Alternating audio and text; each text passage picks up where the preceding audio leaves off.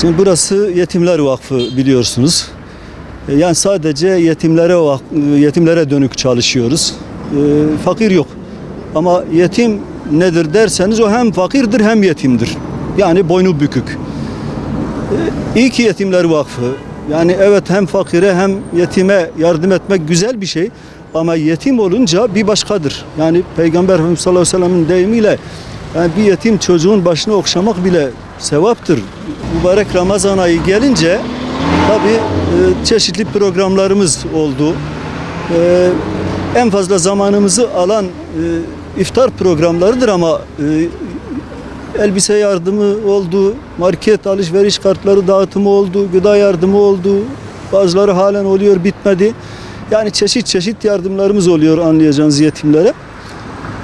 Tabii iftar olarak bugün son iftarımız.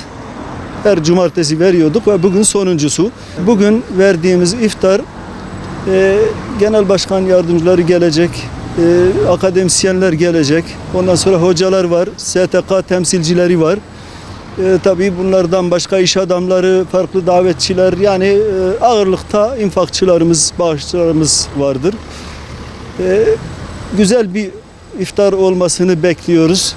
Çünkü biliyorsunuz bu tür vakıf ve derneklerin asıl ayağı bağışçılardır. Bunlar olmasa bu vakıflar, dernekler de olmaz. Yoksa biz yetimlere verdiğimiz iftar da olduğunu da bu derece önemsedik. Fakat bu ayak hakikaten çok önemli bizim için. Bunlar olmazsa vakıf olmaz. Bu programımız bitince tabii bayram geliyor, bayram sonrası var. Bu durumda elbette çalışmalarımız durmayacak. Önceki yıllar gibi rutin çalışmalar devam edecek. Yani yine para yardımları olacak Allah'ın izniyle. Yine giyim yardımları olacak, gıda, işte alışveriş kartları dağıtacağız. Allah'ın izniyle bunlar devam edecek, kesilmeyecek. Ramazan ayı sadece daha da yoğun oluyor. Üzerine bir de iftarlar geliyor. Yoksa yardımları durdurduğumuz falan yok.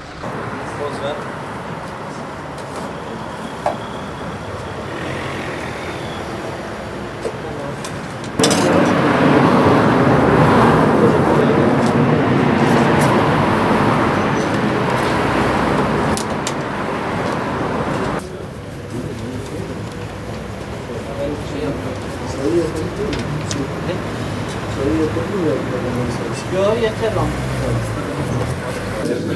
Bakayım saat kaç? Ezan okunacak mı?